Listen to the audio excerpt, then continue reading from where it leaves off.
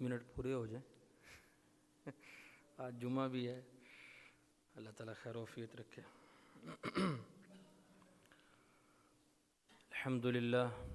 الحمدللہ والصلاة والسلام علی رسول اللہ نبینا محمد وعلی آلہ وصحبہ ومن والاہ. اما بعد. اعوذ باللہ من الشیطان الرجیم. بسم اللہ الرحمن الرحیم. ان اللہ لا یغفر ان یشرک بہ ویغفر ما دون ذلك لمن یشاء ومن یشرک باللہ فقد ضل ضلالا بعیدا. محترم، قابل عزت، قابل قدر پیارے بھائیوں، رمضان المبارک اور توحید آج کی ہماری گفتگو کا موضوع ہے. اللہ سبحانہ و تعالی ہم سب کو صحیح معنی میں توحید و سنت سمجھنے کی اور اس کے مطابق اپنی زندگی بسر کرنے کی توفیق عنایت فرمائے. سب سے پہلے کچھ ابتدائی باتیں اللہ سبحانہ و تعالی کی توحید کی عظمت کے حوالے سے کرتے ہیں. اللہ سبحانہ و تعالی کی توحید، اس کی وحدانیت، اس کی انفرادیت، یہ تمام رسولوں کی بعثت کا مقصد ہے.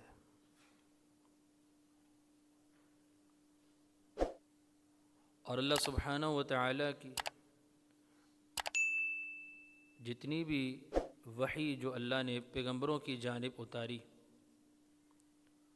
اس وحی کے اندر سب سے بنیادی جو پیغام اور میسج کنوے کیا گیا کہ اے رسولو، تم جا کے اپنی اپنی قوم کو یہ پیغام، یہ دعوت سنا دو. وہ دعوت توحید ہے. وَلَقَدْ بَعَثْنَا فِي كُلِّ أُمَّةٍ رَسُولًا أَنِ اعْبُدُوا اللَّهَ وَاجْتَنِبُوا الطَّاغُوتَ. اور البتہ تحقیق ہم نے ہر امت میں رسول مبعوث فرمایا، اور ان تمام رسولوں کو یہی پیغام سنایا گیا، یہی وحی ان کی طرف نازل کی گئی کہ ایک اللہ سبحانہ و تعالی کی عبادت کرو اور طاغوت سے اپنے آپ کو بچاؤ. طاغوت کیا ہے؟ کل ما یعبد من دون اللہ، ہر وہ چیز جس کی اللہ کے علاوہ پرستش کی جائے، پوجا کی جائے، عبادت کی جائے، اس کے آگے سرنڈر کیا جائے اللہ کے علاوہ، وہ طاغوت ہے. کائنات کا جو نظام ہے، انسان کی تخلیق ہے، ان سب چیزوں کے پیچھے مقصد اللہ سبحانہ و تعالی اکیلے کی عبادت ہے، اس کی وحدانیت ہے کہ اسے وحدہ لا شریک تسلیم کیا جائے، اسی کے لیے اطاعت کو، فرما برداری کو خالص کیا جائے. وَمَا خَلَقْتُ الْجِنَّ وَالْإِنسَ إِلَّا لِيَعْبُدُونَ. اللہ نے جنوں اور انسانوں کو صرف اور صرف، یہ جو اللہ کا لفظ یہاں پہ آیا ہے، یہ اس بات کو واضح کرنے کے لیے کہ مقصد ہے ہی یہ کہ کس کی عبادت کی جائے، کس کی بندگی کی جائے، کس کی اطاعت اور فرما برداری کو اختیار کیا جائے، ایک اللہ سبحانہ و تعالی کی، اسی کے آگے جھکا جائے. اللہ سبحانہ و تعالی کی توحید اتنی عظمت والی کہ میری اور آپ کی کامیابی اور نجات اسی پہ منحصر ہے. واللہ العظیم، اگر ہماری توحید صحیح معنی میں خالص نہیں ہے تو پھر رمضان الکریم کے روزے، قیام، تہجد، عبادت، تلاوت قرآن، صدقہ و خیرات، تمام چیزیں بے معنی ہیں.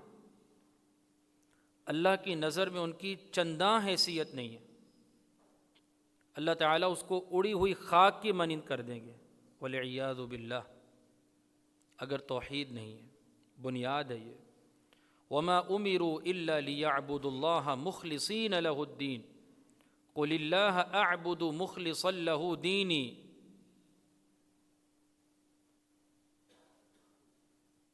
کہ لوگوں کو صرف اور صرف اللہ سبحانہ و تعالیٰ کی عبادت اور بندگی کا حکم دیا گیا کہ وہ مخلص ہو کے اللہ کی اطاعت کو اختیار کرے، اللہ کے ساتھ کسی کی اطاعت نہیں، کسی کی فرما برداری نہیں۔ دنیا میں کوئی کتنا بھی بڑا کیوں نہ ہو، کتنی بھی عظمت والا کیوں نہ ہو، دنیا اس کو پوچھتی کیوں نہ ہو، لیکن مسلمان ایمان والا بندہ صرف اور صرف اللہ کی اطاعت کو ملحوظ رکھے گا۔ لا طاعت لمخلوق فی معصیت الخالق، کتنا بڑا اصول اور قاعدہ ہے کہ مخلوق میں سے کسی کی یہ مجال ہی نہیں ہے، حیثیت ہی نہیں ہے کہ اس کی اطاعت کی جائے، اس کی بات کو مانا جائے۔ کس کی نافرمانی کے مقابلے میں؟ خالق و مالک کی نافرمانی کے مقابلے میں۔ اور اگر توحید ہے تو یہاں پہ پھر قسمیہ بات ہے، یقینی، حتمی اور قطعی بات ہے۔ توحید کے ساتھ معمولی سا کیا جانے والا عمل اللہ سبحانہ و تعالیٰ کے ہاں پہاڑوں کے برابر ہے، اور وہ حدیث ہم سب کی نگاہوں کے سامنے رہنی چاہیے، اور اللہ کی رحمت کی پھر امید ہے، جس کو حدیث البطاقہ کہتے ہیں، کاغذ کے ٹکڑے والی حدیث۔ کتنی وہ خوبصورت حدیث ہے، کتنی میرے لیے اور ایک مومن کے لیے، توحید والے کے لیے، سنت والے کے لیے تسلی اور تشفی کی بات ہے۔ آپ علیہ الصلوۃ والسلام فرماتے ہیں ساری کائنات موجود ہے اور ایک بندے کو لایا جائے گا، اس کے نامہ اعمال کو کھولا جائے گا، تو حدیث میں لفظ یہ ہیں کل سجل بمد البصر، 99 رجسٹر ہیں اور ہر رجسٹر تا حد نگاہ وسیع ہے، اور 99 کے 99 رجسٹرز گناہوں کے بھرے ہوئے ہیں، لیکن اللہ سبحانہ و تعالیٰ فرمائیں گے انک لا تظلم، میرے بندے تیرے پہ ظلم تو ہونا نہیں، یہ رب ہے، یہ خالق و مالک ہے، خالق ارض و سما ہے، آج سب سے بڑی عدالت لگی ہوئی ہے، اور جج اللہ سبحانہ و تعالیٰ ہے، ظلم نہیں ہوگا، زیادتی نہیں ہوگی۔ اس کے نامہ اعمال میں سے سرچنگ شروع ہے، تلاش جاری ہے، کوئی تو نیک عمل ہو۔ تو اچانک سے ایک کاغذ کا ٹکڑا آئے گا، اور اس کاغذ کے ٹکڑے پہ کیا مکتوب ہے، کیا عمل تھا، کیا اس کا عقیدہ، نظریہ تھا، اور کیا اس کے زبان سے نکلے ہوئے مبارک کلمات تھے، وہ کلمات التوحید والرسالہ تھے، اشہد ان لا الہ الا اللہ واشہد ان محمدا عبدہ ورسولہ، کہ یہ بندہ زندگی میں یہ گواہی سچے دل سے دیتا تھا کہ ایک اللہ سبحانہ و تعالیٰ کے علاوہ کوئی بھی سچا معبود نہیں ہے، میں گواہی دیتا ہوں، اور میں گواہی دیتا ہوں بے شک محمد کریم صلی اللہ علیہ وسلم اللہ کے بندے اور اس کے رسول ہیں۔ اب اتنے عمل کی وجہ سے، اس عقیدے کی وجہ سے، ان مبارک کلمات کی برکت سے اللہ سبحانہ و تعالیٰ 99 رجسٹرز کے تمام تر گناہوں کو معاف فرما کے بندے کو جنت میں داخل فرما دیں گے۔ کتنی بڑی کامیابی اور کتنی بڑی اچیومنٹ ہے، اللہ اکبر۔ اسی لیے رسول اللہ صلی اللہ علیہ وسلم نے فرمایا من قال لا الہ الا اللہ خالصا من قلبہ، جو لا الہ الا اللہ کہتا ہے، یہ معمولی کلمہ نہیں ہے، آج تو میری اور آپ کی زبان پہ بہت ہی آسان ہے، لیکن اللہ معاف فرمائے جو اس عقیدے پہ کاربند نہیں ہے، اس عقیدے کے محافظ نہیں ہے، اس عقیدے کے پاسدار نہیں ہیں، اس عقیدے کے عامل نہیں ہیں، ان کا ماجرا قبر میں کیا ہوگا، ان کا معاملہ قبر میں کیا ہوگا، یہ الفاظ زبان پہ چڑھیں گے ہی نہیں، اللہ معاف فرمائے۔ فرمائے جو لا الہ الا اللہ دل کے مکمل اخلاص سے کہتا ہے، اللہ سبحانہ و تعالی اس کو ضرور جنت میں داخل فرما دیں گے، صدقا من قلبہ، دل کی سچائی کے ساتھ۔ کبھی ہم یہ کلمہ توحید جو ہے اس کو دل کی گہرائی سے کہیں، دیکھیے آپ کے دل کی دنیا بدلے گی، آپ ایک دم سے اپنے اندر پاور، انرجی فیل کریں گے، ایمان کو بوسٹ ہوتے ہوئے دیکھیں گے، ایسا یہ جملہ ہے۔ اور سچ فرمایا رسول اللہ صلی اللہ علیہ وسلم نے کہ اگر ترازو کے ایک پلڑے میں لا الہ الا اللہ ہو اور دوسرے پلڑے میں کیا ہو، لو وضعت السماوات والارضین السبع، ساتوں آسمان، ساتوں زمینیں اس دوسرے پلڑے میں موجود ہوں تو کون سا پلڑا باری ہو جائے گا؟ لا الہ الا اللہ والا۔ اتنی قوت ہے، اتنی طاقت ہے۔ اب یہاں پہ سوال یہ ہے کہ جس بندے کی زندگی میں یہ عقیدہ موجود ہے، جس کو یہ سبق پڑھایا گیا ہے، یہ سبق بتایا گیا ہے، اس کی تعلیم موجود ہے، اس کی رہنمائی موجود ہے، کتاب ہدایت فرقان مجید قرآن مجید موجود ہے، اور اس کا بنیادی پیغام دعوت توحید، یہ بندہ کبھی ڈپریشن کا شکار ہوتا ہے؟ مومن کو کبھی ڈپریشن ہوتا ہے؟ یہ کبھی مایوس ہوتا ہے؟ یہ کبھی کمزوری محسوس کرتا ہے؟ لیکن آج کا مسلمان کمزور ہے، کیونکہ وہ اس کا ایمان متزلزل ہے، پھسلاہٹ کا شکار ہے، تھوڑی سی چوٹ نہیں لگتی اس کو زندگی میں، یہ ایک دم سے گھبرا جاتا ہے اور فوری طور پہ کہتا ہے پتہ نہیں کیا ہوگا، پتہ نہیں کیا بنے گا، میری زندگی کا ہو گیا کیا، میرے بچوں کا کیا ہوگا، میرا اپنا مستقبل کیا ہے، میرا فیوچر، مجھے اپنا طریق نظر آ رہا ہے۔ کیوں بھائی؟ ایک مومن کا فیوچر طریق ہو، موحد کا فیوچر طریق ہو، یہ سوال ہی نہیں پیدا ہوتا۔ اللہ سبحانہ و تعالیٰ اپنے مومن کی زندگی میں رہنمائی فرماتے ہیں، اس کی زندگی میں اللہ تعالیٰ ایک روشنی اور نور پیدا فرماتے ہیں، اور یہ نور توحید و سنت کا ہے، یہ نور اخلاص کا ہے، للہیت کا ہے، وحدانیت کا ہے، اللہ پر ایمان لانے کی وجہ سے ہے۔ اس لیے پہلے تو توحید کی عظمت کو جانیں اور شرک کی مذمت، قباحت، خباثت اور گندگی کو انسان جانے، پھر اس کے ساتھ آپ جو بھی عمل کریں گے اللہ کی نگاہ میں اس کی بڑی حیثیت ہوگی۔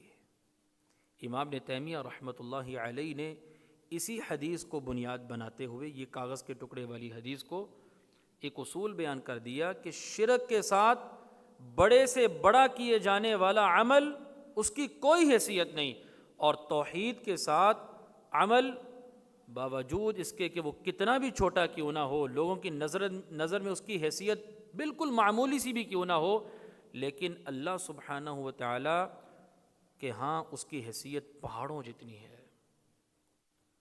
اور صحابہ کرام توحید والے، سنت والے، سیدنا ظاہر کے بارے میں آتا ہے نا رضی اللہ تعالی عنہ و ارضاہ، کہ رسول اللہ صلی اللہ علیہ وسلم انہیں دیکھتے ہیں بازار میں، اور آپ علیہ الصلاۃ والسلام ان کی آنکھوں پہ جا کے کیا رکھ لیتے ہیں؟ ہاتھ رکھ لیتے ہیں۔ تو وہ اچانک سے کہنے لگے کون ہے جس نے مجھے پکڑا ہے، جس نے مجھے تھاما ہے؟ اور اللہ کے رسول صلی اللہ علیہ وسلم محبت میں کہہ رہے ہیں من یشتری منی ھذا الغلام، کہ کون ہے جو مجھ سے اس غلام کو خریدے؟ تو سیدنا ظاہر فرمانے لگے یا رسول اللہ صلی اللہ علیہ وسلم کہ مجھے کون خریدے گا؟ من یشترینی، میری کیا حیثیت ہے، میری کیا وقعت ہے، میں کالا رنگ کا، گاؤں کا، دیہات کا۔ اللہ کے رسول زبان حال سے اگر اس کی ترجمانی کریں، اللہ کے رسول مجھے کوئی مفت بھی گھر نہ لے کے جائے، کون خریدے گا مجھے، میری کیا حیثیت ہے؟ تو رسول اللہ صلی اللہ علیہ وسلم نے اس وقت کیا جملہ ارشاد فرمایا تھا، صدقے جائیں ہم۔ اور سیدنا ظاہر نے جب دیکھا نا کہ اللہ کے رسول ہیں، تو اپنی کمر کو رسول اللہ صلی اللہ علیہ وسلم کے بطن مبارک کے ساتھ جوڑنا شروع کر دیا، اور فرمانے لگے کہ اس کی ٹھنڈک کو میں نے اپنے سینے میں محسوس کیا۔ اللہ اکبر۔ تو آپ علیہ الصلوۃ والسلام نے فرمایا واللہ انک عند اللہ لغال، اے ظاہر تم اپنی حیثیت کو کیا جانو، اللہ کی قسم تم اللہ کی نگاہ میں بہت قیمتی ہو۔ یہ قیمت کس چیز کی تھی؟ رنگ و نسل کی تھی؟ حسب نسب کی تھی؟ وہ تو تھا کوئی نہیں۔ یہ قیمت تھی اللہ پر ایمان لانے کی، اللہ کی توحید کی وجہ سے۔ اور وہ جو اللہ کے رسول صلی اللہ علیہ وسلم نے سیدنا عبداللہ بن مسعود رضی اللہ تعالی عنہ کہ جب وہ مسواک اتار رہے تھے تو کیا ہلا تھا؟ ہوا کی وجہ سے ان کی پنڈلیاں تھوڑی سی جنبش کرنی شروع کر دیں۔ لوگوں نے نیچے دیکھو دیکھو عبداللہ کو دیکھو، اس کی تو پنڈلیاں بھی ہل رہی ہیں۔ تو اللہ کے رسول صلی اللہ علیہ وسلم نے فرمایا تم ان پنڈلیوں کی کیا حیثیت اور قدر و قیمت کو جانو، اگر یہ ترازو میں ہوں گی تو احد پہاڑ بھی مقابلہ نہیں کرے گا، احد پہاڑ کا وزن بھی نیچے ہو جائے گا، ہلکا ہو جائے گا، اور عبداللہ کی پنڈلیاں بھاری ہو جائیں گی۔ اللہ اکبر! یہ وزن کس چیز کا ہے؟ توحید کا، اللہ پر ایمان لانے کا۔ رمضان المبارک سارا کا سارا توحید کا پیغام ہے۔ یہ آپ سمجھ لیجئے تمام مواعظ کا، تمام دروس کا اور تمام کے تمام مضامین کا خلاصہ ہے کہ رمضان المبارک توحید کا ہی درس ہے۔ یا ایھا الذین آمنوا کتب علیکم الصیام کما کتب علی الذین من قبلکم لعلکم تتقون۔ اس آیت پہ غور کریں ذرا۔ پہلا نقطہ یہ سمجھ میں آتا ہے کہ اللہ سبحانہ و تعالی کتبہ تم پر روزہ رکھنا فرض کیا گیا، اے ایمان والو تم پر روزہ رکھنا فرض کیا گیا۔ یہ فرض کرنے والا کون ہے؟ مشرع کون ہے؟ شارع کون ہے؟ اللہ سبحانہ و تعالی۔ اللہ ہمیں یہ بتا رہے ہیں، سکھا رہے ہیں، سمجھا رہے ہیں، تلقین کر رہے ہیں، وصیت کر رہے ہیں، حکم سنا رہے ہیں کہ تم پر روزہ رکھنا فرض کیا گیا ہے۔ اب پہلی بات تو یہ سمجھ میں آئی کہ اللہ شارع ہے، اللہ شریعت بنانے والا ہے، شریعت بتانے والا ہے، اللہ احکام کو مقرر کرنے والا ہے، اور اللہ تعالیٰ کا کوئی بھی جو حکم ہے، کوئی بھی جو حکم ہے جو اللہ نے ہمیں کرنے کو کہا ہے، بتائیے ایمانداری سے وہ حکمت سے خالی ہوگا؟ اس میں حکمت ہی حکمت ہے۔ اور پھر اللہ نے ہمیں وہ بندگی کا طریقہ سکھایا ہے۔ اللہ نے ہمیں یہ نہیں کہا کہ صرف میری بندگی کرو اور جیسے مرضی کرتے پھرو۔ ایک ایک چیز، ایک ایک ادا، ایک ایک عمل، ایک ایک عبادت کی قسم اللہ سبحانہ و تعالی نے ہمیں بتائی ہے، سکھائی ہے۔ اسی لیے عبادت کے بارے میں، اللہ کی اطاعت اور فرمانبرداری کے بارے میں ایک اصول ہے۔ جتنے بھی عبادت کے معاملات ہیں ان تمام چیزوں میں ہمیں کیا کرنا ہے؟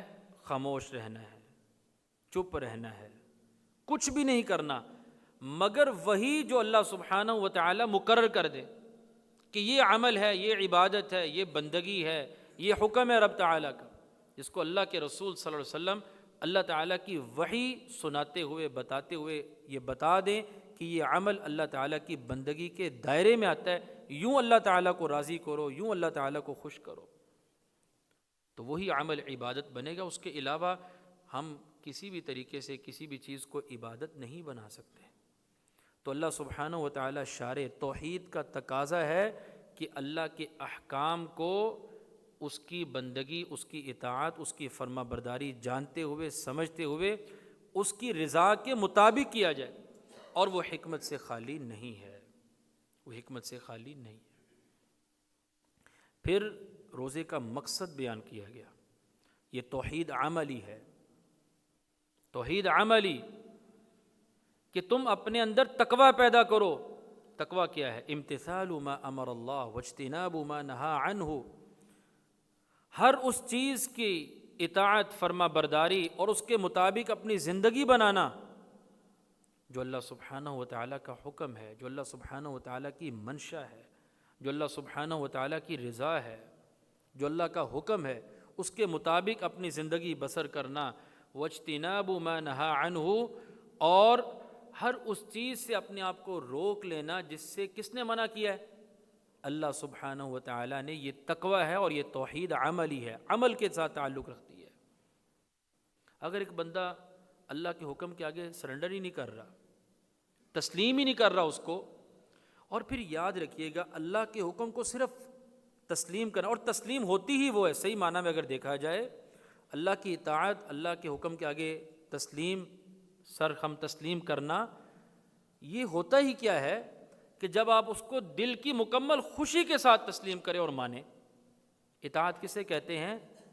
اللہ کے حکم کو دل کی مکمل رضا کے ساتھ، خوشی کے ساتھ تسلیم کرنا۔ ہم سب اگر یہ سمجھتے ہیں، یہ عقیدہ رکھتے ہیں کہ ہم توحید والے ہیں، ہم سنت والے ہیں، ہم ایمان والے ہیں، تو ایمان سے بتائیں یہ نمازیں، یہ قرآن کی تلاوت، یہ دروس میں بیٹھنا، اور یہ خطبات جمعہ سننا، اور تلاوت قرآن، صدقہ و خیرات، یہ روزہ رکھنا، یہ قیام، یہ سب چیزیں جتنی بھی ہیں، کیا ہم سمجھتے ہیں، ہم اس چیز کو فیل کرتے ہیں، محسوس کرتے ہیں کہ یہ ہمارے دل کا قرار ہے، یہ ہمارے دل کا سکون ہے، یہ دل کا چین ہے؟ ہمیں بڑا مزہ آتا ہے نماز پڑھتے ہوئے، قرآن پڑھتے ہوئے، صدقہ و خیرات کرتے ہوئے۔ دل چاہتا ہے کہ اللہ کی راہ میں دیتے ہی چلے جائیں، دل چاہتا ہے سجدہ لمبا ہی کرتے چلے جائیں، دل چاہتا ہے قرآن پڑھتے ہی چلے جائیں، قرآن سنتے ہی چلے جائیں، دل چاہتا ہے کہ اللہ کو راضی کرنے کے در پہ رہے۔ اگر تو دل کی کیفیت یہ ہے کہ وہ نیکی میں شادمانی محسوس کرے، نیکی میں فرحت اور مسرت محسوس کرے، نیکی میں لذت اور چاشنی اور مٹھاس پائے، تو پھر تو سمجھ لیجئے کہ آپ کی توحید پکی ہے، آپ کی توحید پکی ہے۔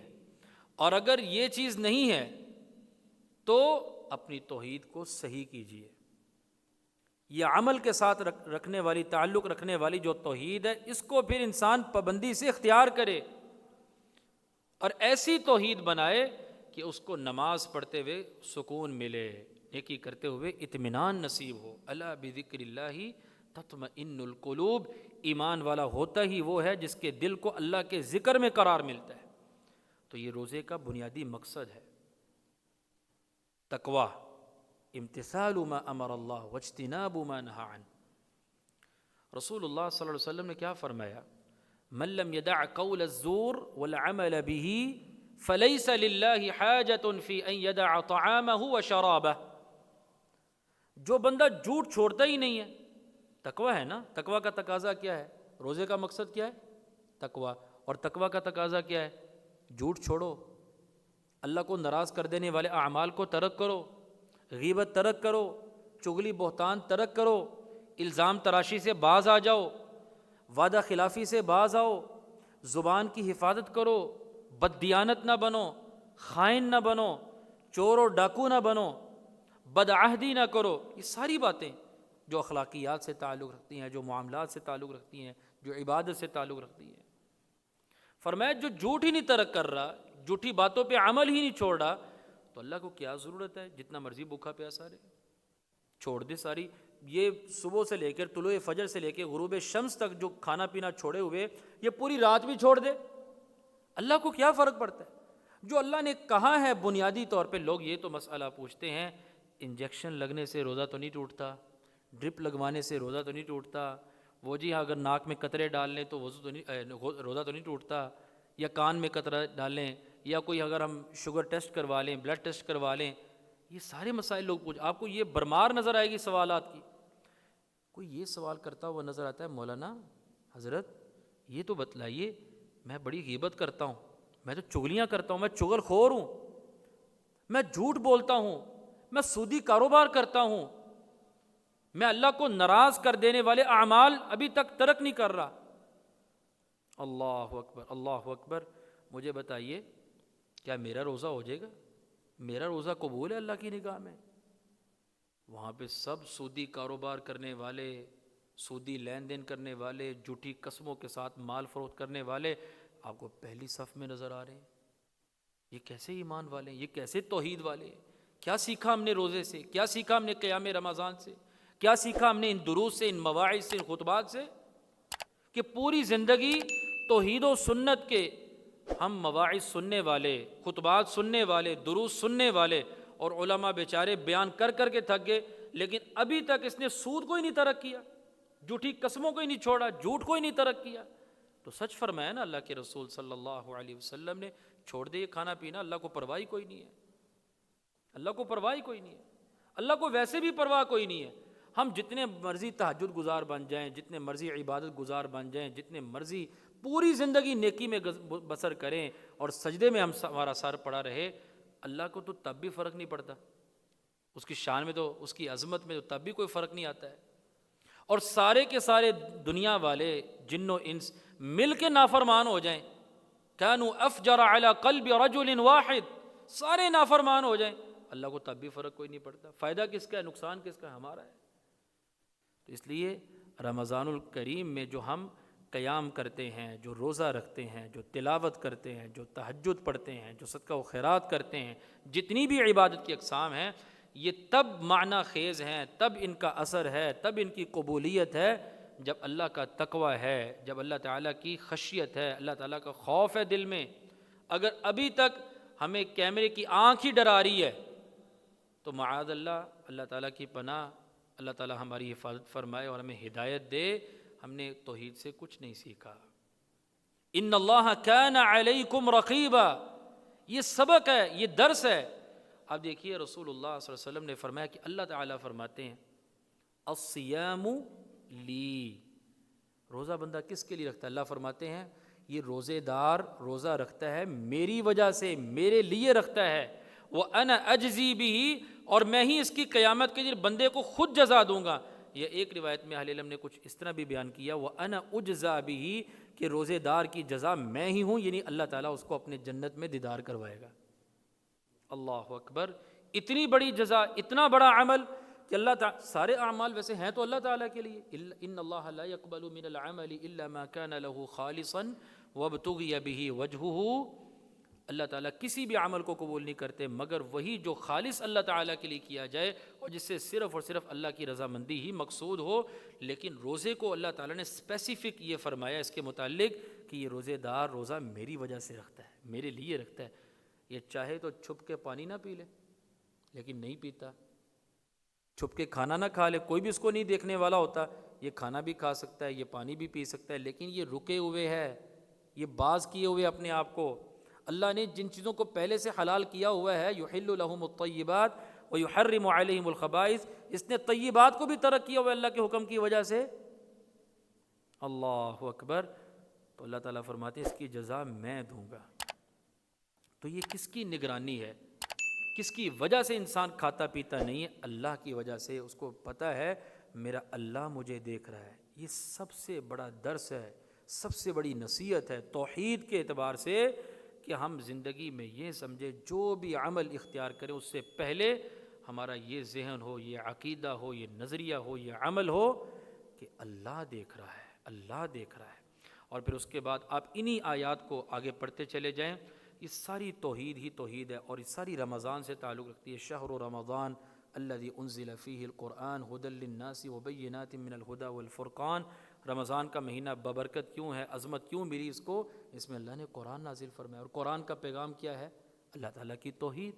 سارا قرآن اللہ کی توحید سے بھرا ہوا ہے، توحید نظری بھی ہے، توحید علمی بھی ہے، توحید عملی بھی ہے، اعتقادی بھی، ساری توحید کی جتنی بھی اقسام ہیں وہ اللہ سبحانہ اور توحید کے جتنے بھی پہلو ہیں وہ سارے اللہ تعالیٰ نے قرآن میں بیان فرمائے ہیں۔ پھر اس کے بعد آگے چلتے جائیں، یرید اللہ بکم الیسر ولا یرید بکم العسر ولتکملوا العدہ ولتکبروا اللہ علی ما ہداکم، کہ جب آپ رمضان کے روزے رکھ لو تو آخر میں پھر اللہ تعالیٰ کی تکبیر کو بلند کرو، اللہ کی کبریائی کو بلند کرو، اللہ تعالیٰ کا شکر ادا کرو، اللہ نے تمہیں نعمت رمضان عطا فرمائی، نعمت قرآن عطا فرمائی، یہ ہدایت تمہیں نصیب فرمائی۔ اور پھر ساتھ میں اللہ تعالیٰ نے جو اختتام کیا ان آیات کا وہ دعا کے ساتھ کیا۔ رمضان میں کیا ہم کرتے ہیں؟ اللہ تعالیٰ سے دعا، اور کیا دعا مانگتے ہیں؟ سب سے بہترین دعا ہم کیا اپنے لیے مانگ رہے ہیں؟ اللہ ہمارے گناہ معاف کر دے، اللہ ہمارے گناہ معاف کر دے، اللہ ہمیں جنت نصیب کر دے، اے اللہ ہمیں جہنم سے آزادی کا پروانہ عطا کر دے۔